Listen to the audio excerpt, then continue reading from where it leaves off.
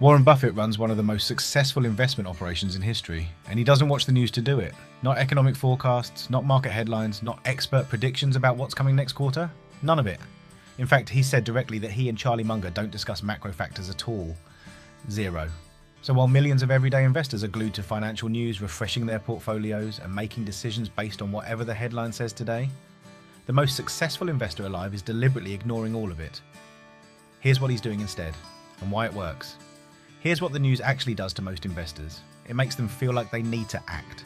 A bad jobs report drops, they panic and sell. A rate decision comes in hotter than expected, they freeze. A recession warning trend on Twitter, and suddenly a long-term investment plan gets dismantled in an afternoon. And the worst part, it feels responsible. It feels like you're paying attention. Like you're being smart and cautious and informed. But Buffett's entire track record argues the opposite. Reacting to headlines isn't intelligence. It's the single most reliable way to undermine a perfectly good investment strategy. The news isn't designed to make you wealthy, it's designed to keep you watching. The investors who build real wealth over time aren't the ones with the best information, they're the ones who've learned to tune most of it out. Here's what Buffett said he actually does instead. And it comes down to 3 principles that almost nobody talks about. Step 1, stay liquid, stay alive. Buffett's first rule isn't about picking great stocks, it's about surviving long enough to buy them. His exact words, you can't go broke if you've got a fair amount of liquid reserves and no near-term debts. Rule 1, always be able to play tomorrow, no matter what happens. This is the foundation everything else is built on. During the 2008 financial crisis, Buffett and Munger sat on significant cash reserves. Not because they were scared, but because they were ready. When the panic hit, Charlie Munger's company didn't freeze, it bought. Most investors do the opposite. They're fully invested in good times, over-leveraged when things get expensive, and have nothing left when the real opportunities appear. The discipline isn't in the buying, it's in the waiting, with cash, until the moment is right. Step 2, ignore the headlines, focus on value. Once you're protected, Buffett says the next move is simple. Find things that are genuinely attractive and buy them. Not things the news says are attractive, not things trending on financial forums, things that are actually undervalued relative to what they're worth. That's it. No macro forecasting, no interest rate predictions, no recession modelling. Just, is this thing worth more than what I'm paying for it? This sounds almost embarrassingly simple, but here's why most people can't do it.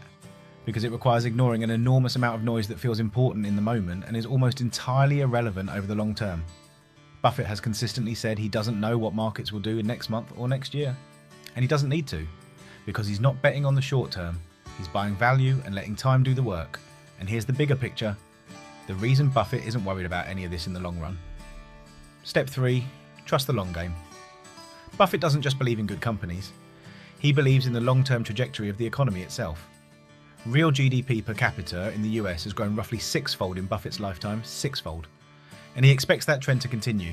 Not at a dramatic pace, not in a straight line, but steadily, over time, the system keeps working. His view? If real per capita growth comes in at even 1% a year over the next 20 years, that's each generation living meaningfully better than the last. From this base, that's a remarkable outcome. The people who struggle aren't the ones who get unlucky. They're the ones who set their expectations at 4% annual returns, then start doing reckless things to chase a number the market was never going to reliably deliver. Patience isn't just a personality trait for Buffett. It's the actual strategy. So what does all of this actually mean for how you invest? 1, keep liquid reserves. Before you optimize anything else, make sure you can survive a bad stretch without being forced to sell at the worst time. 2, stop using the news as an investment signal. It isn't one, it's a distraction dressed up as information. 3, buy value, hold it, and let the long-term trajectory of the economy do what it's always done. Not in a straight line, not without setbacks, but reliably, over time. Buffett isn't smarter than everyone else because he has better information. He's smarter because he's decided which information actually matters. And it's a much shorter list than most people think. The next time a headline makes you want to change your investment plan, remember this video? If this reframed how you think about investing and the noise around it, hit like. It helps budget and build reach more people who need to hear this. And subscribe for more straightforward money thinking without the panic. See you in the next one.